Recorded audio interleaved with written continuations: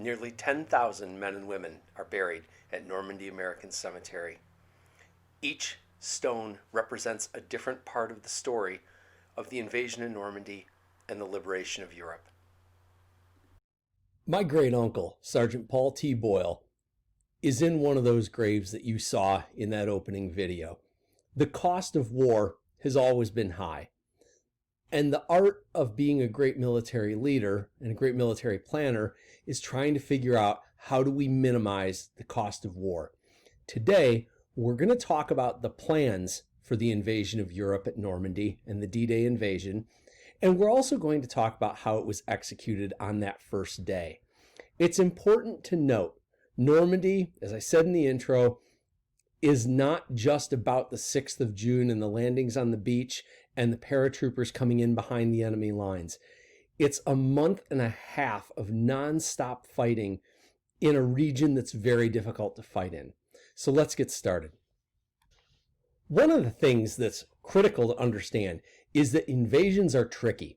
When we play a video game, invasions seem pretty simple. The boats run up to the beach, or the helicopters drop the guys on a rope, or the men jump out of a plane, and it seems like an invasion is pretty easy. But planning one of these things out is tricky.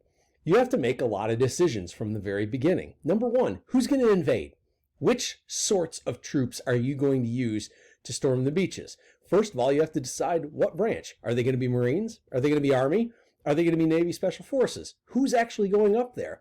Then, if it's Marines or Army, which units? Which kinds of guys? Who should hit the beach first?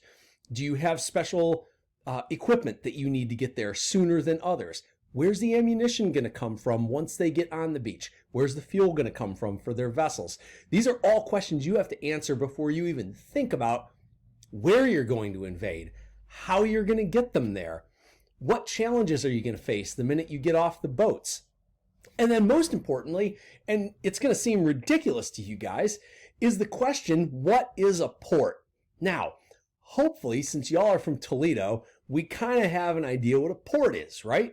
We've got a big river that goes through the middle of town. There's big concrete docks downtown. Sometimes you see the big ships get up next to them.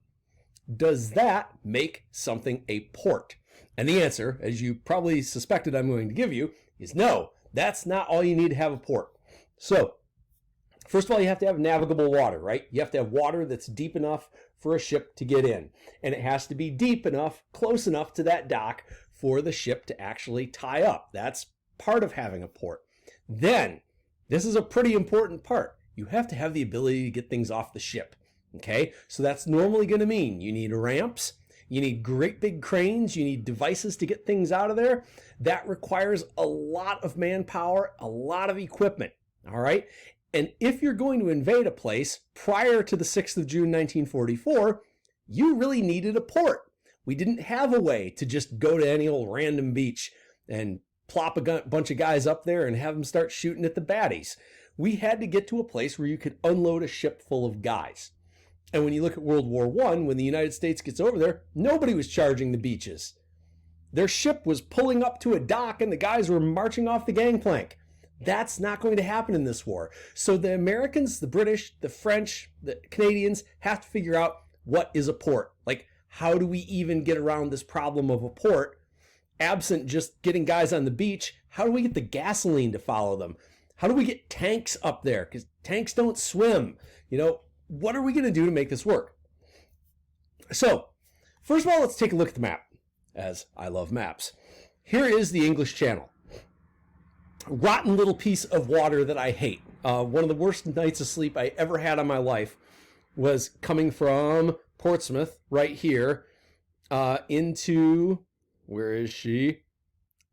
She's not on the map, but pretty close to Le Havre here, into a port called Weestrum was where we went. And it was an overnight voyage across the channel, and I barely slept, and I got sick, and I never get seasick. Anyways, sorry for the story time with Uncle Joe there. As we look at the English Channel, all of the places in blue are English ports, places that have docks and ships and equipment, and all the red places are the French ports, and up here the Belgian ports and the Dutch ports. Now, put yourself in German commanders' shoes. Do the German commanders know that we need a port? They do. Okay, so where do you think their heaviest defenses are going to be? Everywhere you just saw a red dot. Those are the targets that are nearly impossible to take. One of these you may remember from our reading, and that is this place right here called Dieppe. Dieppe was one of these fortified ports that the British sent a Canadian regiment to attack, and the Canadians lost monstrous numbers of people at Dieppe because it's almost impossible to take one of these hardened targets. So as we look through here, going from this narrowest place, if you remember in Operation Fortitude, this is where we tried to fake Hitler out and make him think we're coming across this narrowest part from Dover to Calais. Up there you see you've got a bunch of these fortress cities in a row, from Ostend in Belgium to Dunkirk, which you've heard of, Calais, Boulogne. These are all fortified places. Then you've got a nice big area right here that's not too crazy fortified between Boulogne and Dieppe. Then you've got an area between Dieppe and Le Havre that is not super fortified. And then you've got this very long, interesting area between Le Havre and Cherbourg where there are no fortifications. Now, knowing that you have told Hitler, basically screaming across the channel, "Yo, Adolf, we're coming at you here, baby!" Okay? You don't want to be close to that. You don't want this area between Boulogne and Dieppe. You want to be farther away from there. So, this is the area of the French province of Normandy, or Département of Normandy, that we decide we're going to attack. This area right here, where Cherbourg is, this is called the Cotentin Peninsula. And then these are the Normandy beaches. The Normandy cliffs and beaches are along the Cotentin Peninsula and coming all the way over here to Ouistreham. And this is the area that we're going to target. Now, you might say to yourself, Boyle just told us that you can't invade a place without a port. So how are you going to solve this problem? I'm so glad you asked. Let's talk about that. Hitler knew we needed ports, and that's why he had built along the French coast what he called, in German, auf Deutsch, FESTUNG EUROPA, Fortress Europe. He knew we needed ports to invade, so he turned Europe into a fortress, facing the Americans, British, and French. He also knew that such an enormous effort as invading and, first of all, getting guys to the beaches, and then building up the forces behind them to push on to Germany was going to require such an enormous effort that we were likely to take the shortest route possible, which again takes us back up to that Dover to Calais place where France and England are, half an inch apart on the map. So as we said, he built concrete fortresses, concrete gun batteries, concrete machine gun positions, concrete moats to protect the port cities and the beaches. We knew that he knew. Okay, so this is one of those things where it's like three-dimensional chess. We know we need a port. He knows we need a port. We know that he knows we need a port. So we got to find a place without a port, except we got to figure out how are we going to bring a port with us. Can we develop an alternate plan to deal with this? So let's take a look real quick in a video of what these concrete bunkers looked like. And I want to be clear with you as you look at this, you're looking at a concrete bunker that was not in one of the most heavily defended places. And pay attention to how thick the concrete is. And that if you were standing where this video I shot is, if you were standing there where I was, and you're looking down at the beach, you could pluck off guys with a squirt gun, okay? You have a perfect line of sight, a perfect field of fire to just slaughter people as they come up there.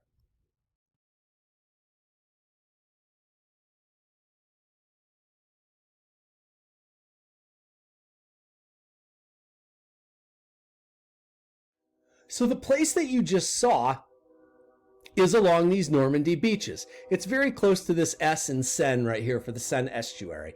And we'll talk more about that place that I was standing. It's what was called a Widerstand-Nest, a strong point in Normandy. So we start getting into the details, and the British really come up with one of, I think, the greatest inventions of the war. And that was, pardon me, let's be a British admiral if we're going to be a British admiral. "I say, old chap, do you think it's possible for us to bring a port with us?" And then other British guy would be like, "Are you mad, Chauncey? There's no chance we can bring a port with us." Chauncey says, "But Smitty, I believe it's possible." And what they come up with is the Mulberry system. 42 and 43, a group of British engineers decide one of the things you need for a port is protection. You don't want ocean waves. Ocean waves are flipping huge, you guys. They're like 6 to 8 foot, okay? And you're not going to be able to dock ships in 6 to 8 foot waves. So you need something to keep the waves from affecting you. You need what we call a breakwater. If you guys think about Toledo, the way the Maumee River comes in at an angle from the southwest to the northeast, the river is protected. We don't have big waves on the river. We have big waves out on the lake, but the river is protected. That's why Toledo's a port. So how do you create the protection you need to offload stuff from ships? These engineers decide, who needs rocks? Who needs land? How about we find the oldest, nastiest ships we got? We rig them with explosives. We line them up in a row. Pop, pop, pop. Sink the ships, and the ships become a breakwall in themselves. And that was called the gooseberry. All right. The gooseberry is this long line of ships that form a breakwater so you can actually pull your ships in, anchor them, and then somehow get the stuff off the ships. Now, part 2. Special flat top ships called mulberries come in. And the mulberries get towed in, and they can get anchored to be docks for troop ships. So now you have docks, but the docks aren't up at the land. The docks are, 500, 600, 1,000 yards offshore. Okay? So now a ship can dock out there. Then the question becomes, all right, smarty, you got a dock out there. How in the heck are you getting this stuff to shore? That's where the other specialty ships come in. And they all had great names like whales, crocodiles, and the Phoenix. And all these different ships were going to build bridges from like 10 football fields out at sea all the way back to shore so you could start bringing in all the supplies you need. I'm telling you, it's one of the coolest things I've ever seen. I'm going to show you a map and then show you a video of what's left of it today. Well, not today, back in 2012 when I was over there. So let's look at a picture of what these things look like because they're so flippin' cool. All right, check this out. So right next to me here, you can kind of see these sunken ships, right? Those are the sunken ships that make the breakwall, okay? Then if you look up here, you see a ship that's unloading, right? I'm going to highlight it with a highlighter thing here. Here's a ship that's unloading, okay? It's going to unload its stuff when it gets it, first of all, onto smaller boats, but then it can also pull up, here are those mulberry ships. So this is the dock, okay? Ships come into the dock, they dump their stuff, and then each one of those small things that you see that's like a tick in the line here, like if it was a timeline, these would be the years. Every one of those little things you see across is a little boat that floats this giant bridge all the way to shore to unload stuff. Look how many other boats are around here, you guys. Look how many small craft are all sailing around here. Every one of them doing a specific job to help get ships into this protected water, docked here, and then get the guys and the stuff off of those big ships and resupply up here on the beach. It's the coolest thing ever. Now, only a few places in Normandy can you still see parts of the mulberry. And the video I'm about to show you is from the town that I want to retire to. God grant me years to actually be able to retire, and also God grant me enough money to move to France. But if I can retire, and if I can retire in France, Arromanches-les-Bains is where I want to retire. It's the most beautiful town I've ever seen in my life. Apologies to Toledo. So what you're going to see is some stuff poking out of the waves, and it's what's left of the Mulberry Harbor that the British had down at one of their invasion beaches. And I think this was at Sword Beach. So here's the video.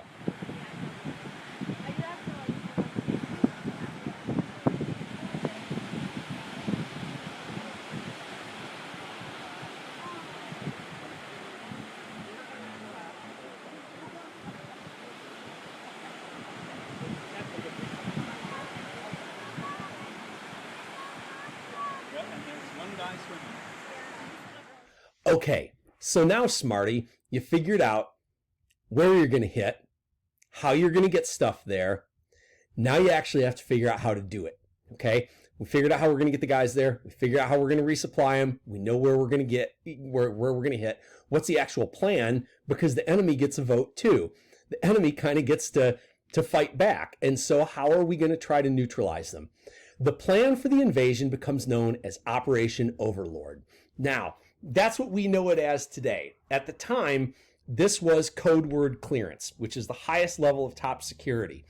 And the name they chose for the people who had this top code word clearance was bigot. Now, you guys all know that being a bigot is bad. Being bigoted, bigotry, that's a bad thing. And it's one of the reasons I heard they picked the name, was because they wanted to be able to say, if a British general said to an American general, said, "Are you a bigot?"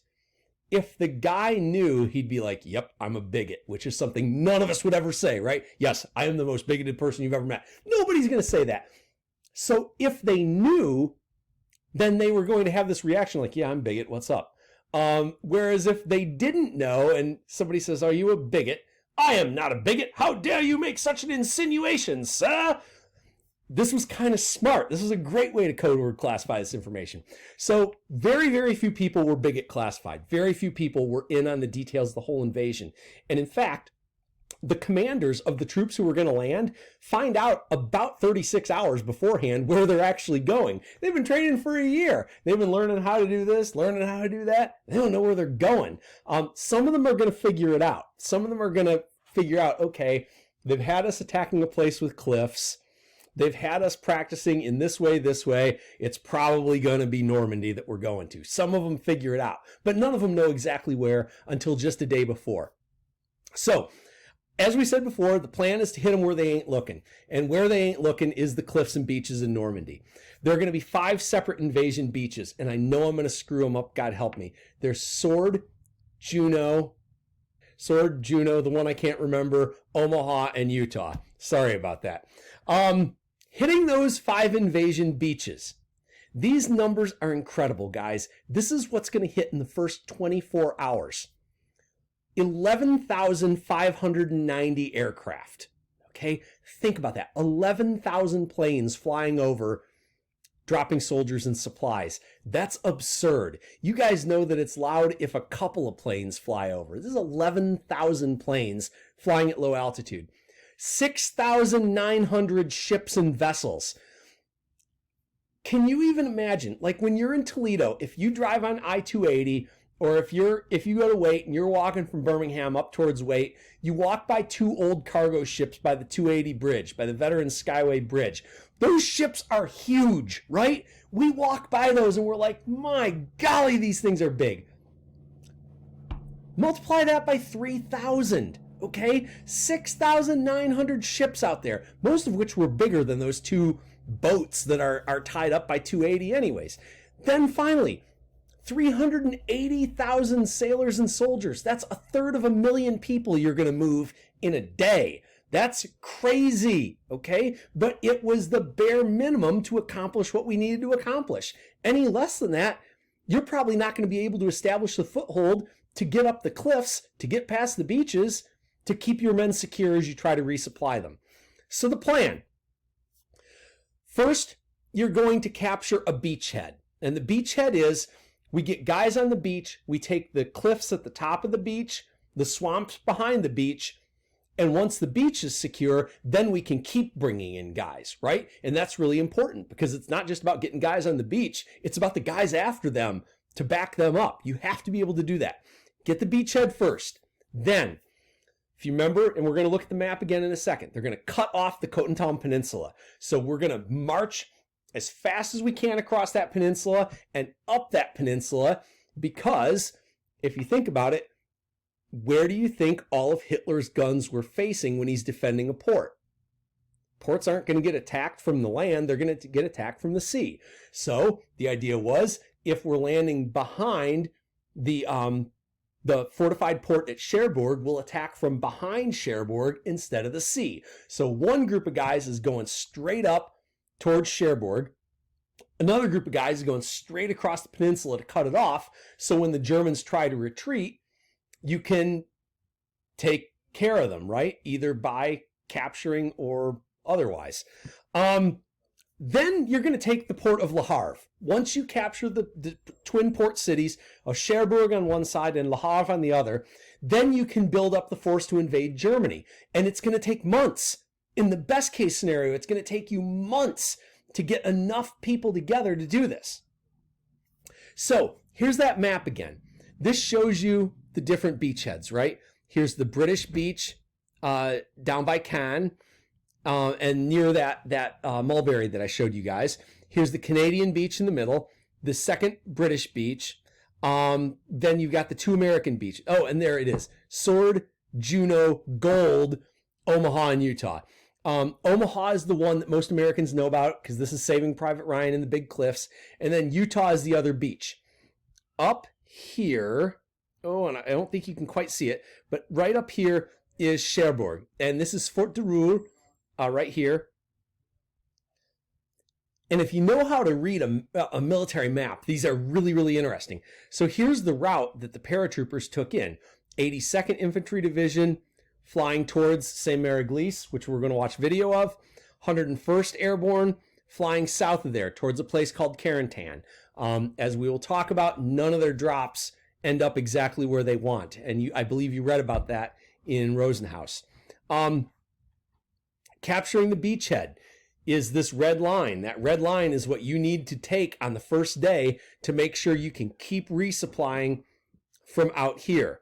And then the Carentan Peninsula, of course, these guys from 4th Infantry Division, their job initially is going to be blow through here, cut off the peninsula, so all the Germans from Cherbourg can't reinforce to attack the bulk of your forces over here. I hope all that made some sense to you.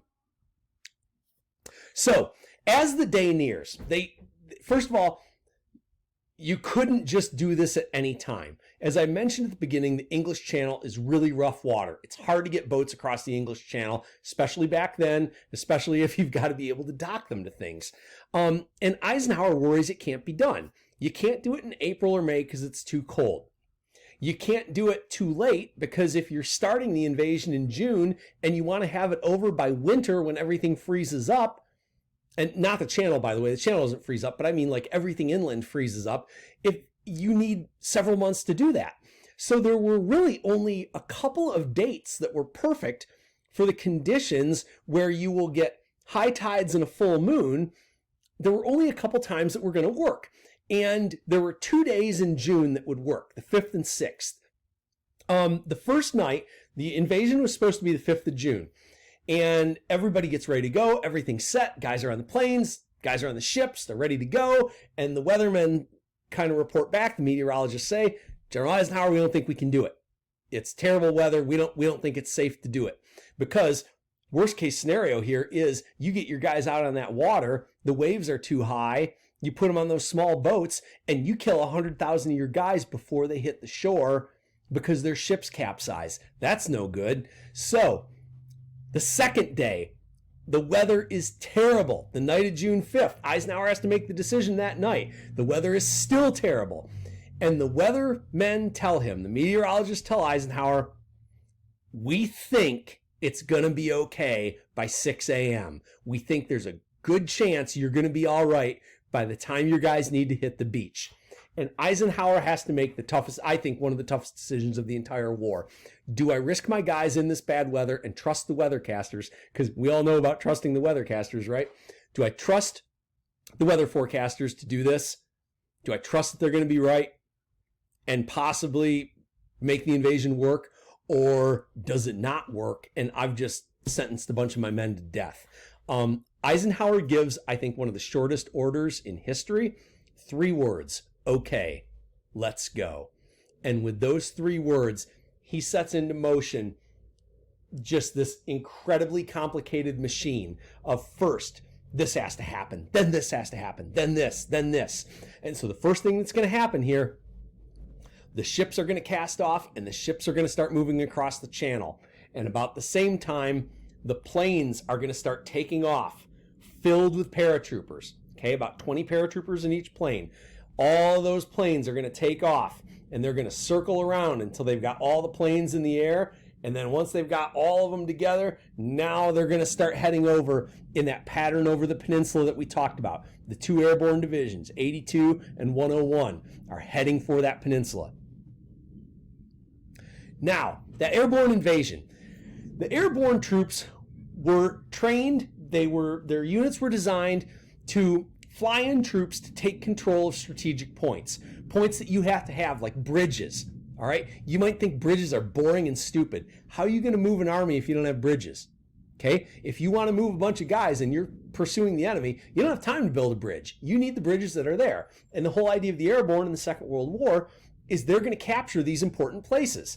They're going to take the bridges, they're going to take the causeways, and then also you're going to put the airborne in behind these giant cannons. We call them big guns or field guns. You're going to put them behind these to try and attack those so they can't attack the Navy that's trying to land men on the shore. Remember the problem of the tadpole that we talked about.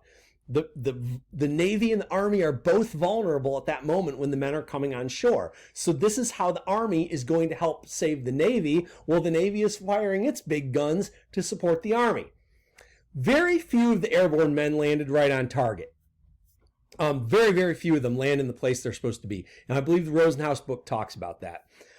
So these guys didn't go, well, landed in the wrong place, guess my war's over. Instead, they formed these small groups. And instead of being with the guys they were supposed to be with, you got 4 guys from Able Company of the 506 with 2 guys from Charlie Company of the 501. And they're going to team up together to form a squad.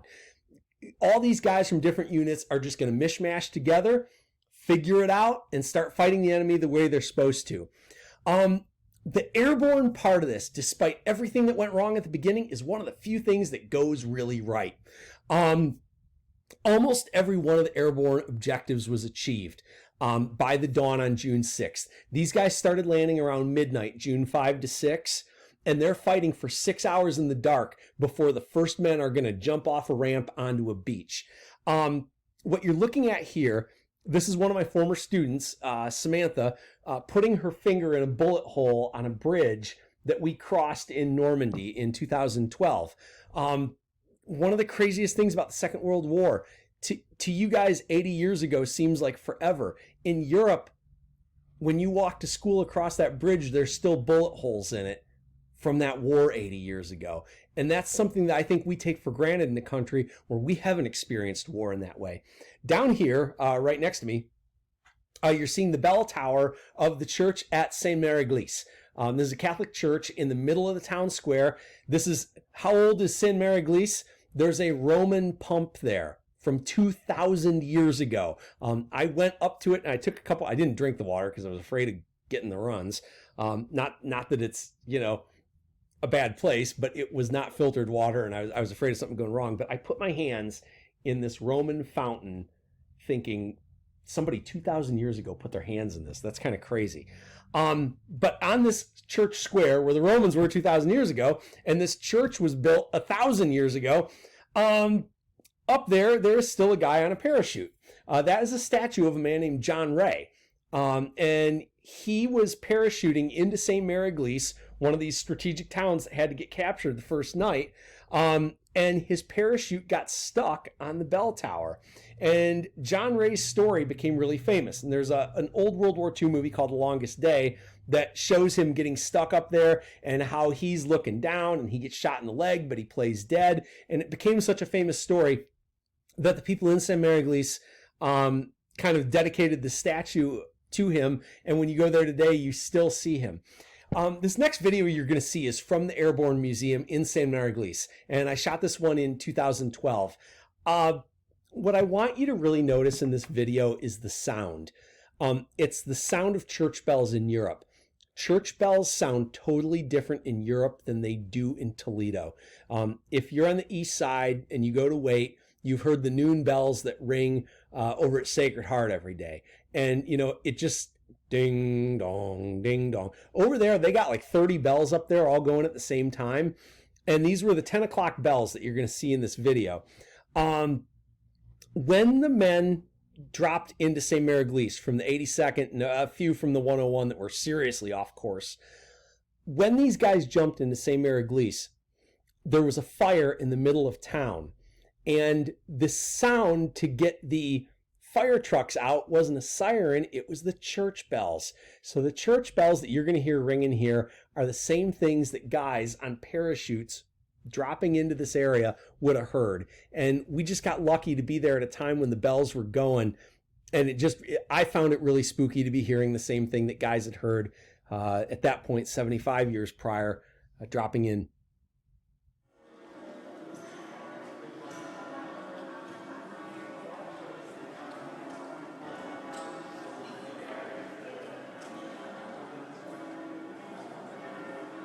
All right, so then you've got the naval war, and the naval part of this was called Operation Neptune. Operation Neptune was how do you get the men from England to Normandy aboard ships. So on the night of June 5th, the ships sail out of England. Leading the way are the smallest ships of all. It's not the big ships going in first, it's little bitty minesweepers. They're made out of wood. They have big nets off the front of them. They're literally trying to catch the things that will kill them. They're trying to use nets to catch and make contact with the underwater mines that can explode. And as they do this, they catch a mine, they pull it to the sides, and then they have guys on board trained to defuse the mine. All of these guys are literally playing with bombs in the dark, in the English Channel, trying to make sure that 300,000 guys behind them don't die. I can't think of many jobs more risky or insane than that. Close behind little minesweepers are battleships, great big battleships with the great big guns on turrets. And the reason the battleships are coming in, they're not expecting to fight the German Navy. The battleships are coming in to basically be mobile cannons. We can't drop a cannon with a parachute, at least not a big one, and we don't have a way to get cannons onto the beach right away. So the idea was, we'll bring in the great big battleships and cruisers, they'll get close to shore, and they can use those great big guns to fire great big shells into the German positions and reduce the German positions. And these shells can weigh 100, 150, 200 pounds apiece. And these guys are, moving them like NFL linebackers, one to the other, as you'll kind of see in this video.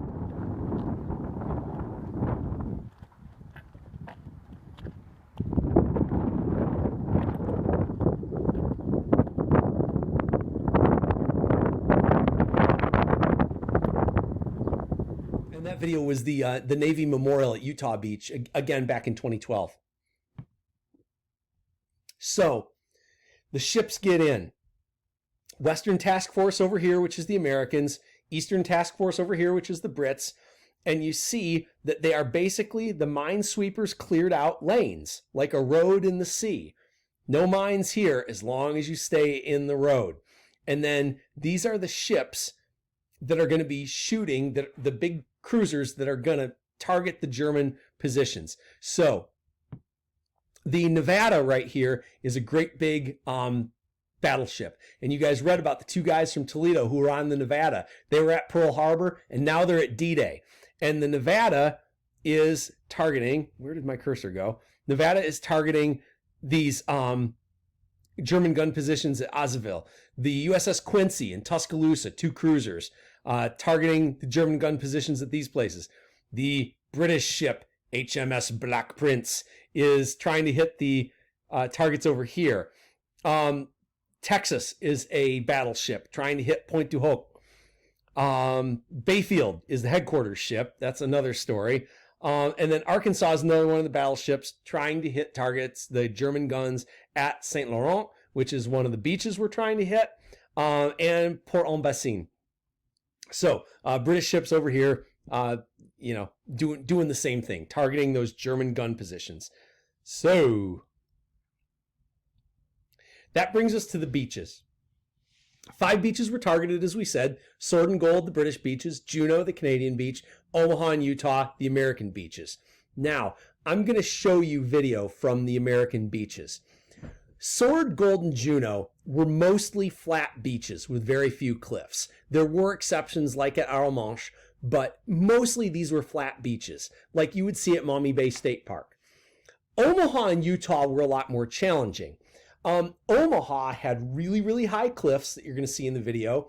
Utah had sand dunes. It kind of looked like a beach like out in North Carolina or Delaware or Maryland. But behind that beach were swamps. And if you're trying to drive trucks and tanks to get guys inland, hard to drive a tank through a swamp. So these were barriers between the sea and the objectives they were going to take. We're going to start by talking about Omaha. And I hope you'll take a couple seconds to get an appreciation in this first video of what it looked like coming from the English Channel up towards Omaha Beach.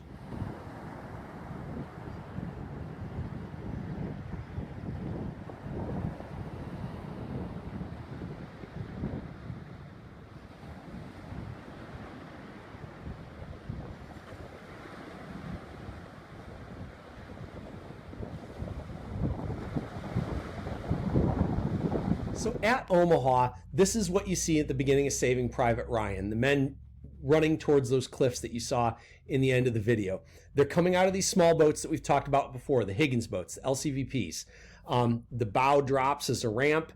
The men jump into the water, which is hopefully not taller than them because they're wearing 60 pounds of equipment.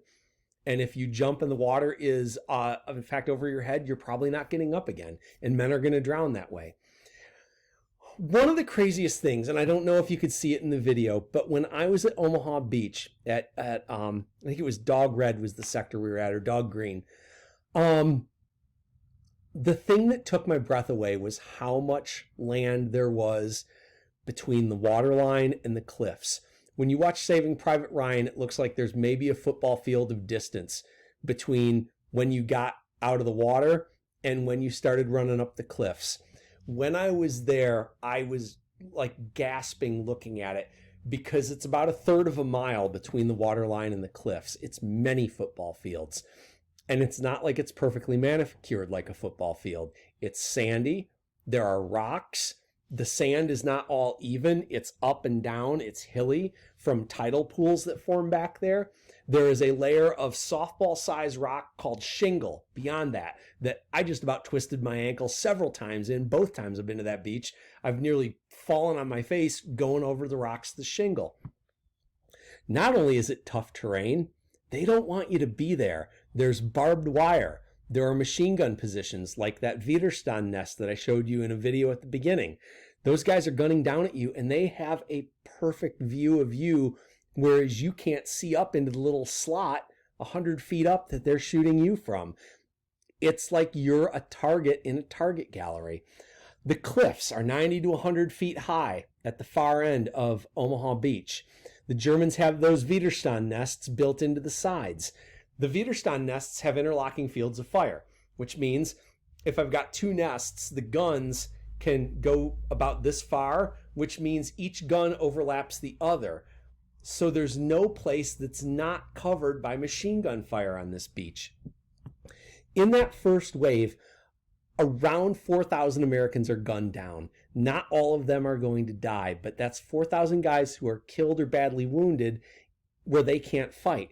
And you're going to have to wait for the next batch and the next batch and the next batch to bring more guys to get up the beach and to hopefully save the lives of some of the guys who are on the beach. Delivering the men to the beaches was the armed service most people don't think about in World War II, the United States Coast Guard. Coast Guard coxswains manned the Higgins boats that delivered the troops to the shore.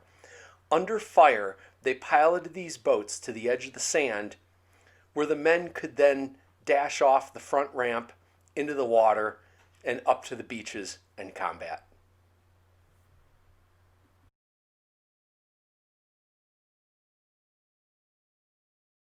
So the next video I'm going to show you is from Utah Beach.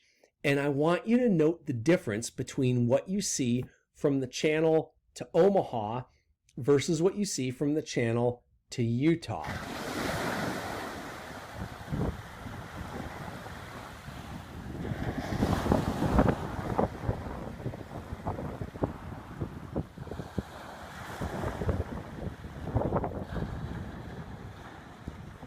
Now, hopefully what you saw there is that there was a huge difference in what was ahead of you. Instead of great big rocky cliffs, there were these sand dunes, and it looks kind of easy, right? There's some barbed wire back there, but it looks kind of easy. And the fact is, it was easier. There were no cliffs at Utah, but there was swamp on the other side of those sand dunes. And there were these narrow roads that went across there called causeways. The landings themselves ended up being way, way, way away from where they were supposed to be. 4 football fields away, 400 yards away from where they were supposed to land. Theodore Roosevelt Jr., the son of the former president, is one of the generals, and he's the only general on the beach at that time. And Jr., with his cane, says, "Oh, no problem, we'll start the war from here." And they do. And at Utah, less than 400 men die in taking that beach. And in fact, more men died in a training accident right before this at a place called Slapton Sands than died at Utah Beach itself.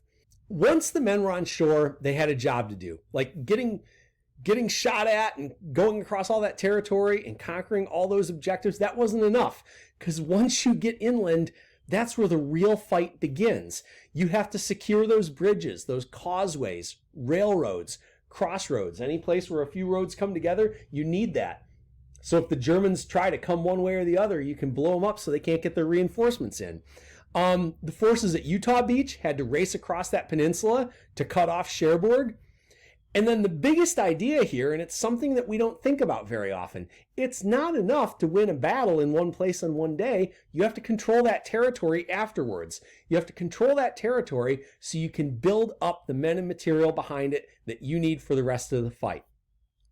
The problem for America was that we didn't know what came after the beaches. We knew we had to get up the cliffs.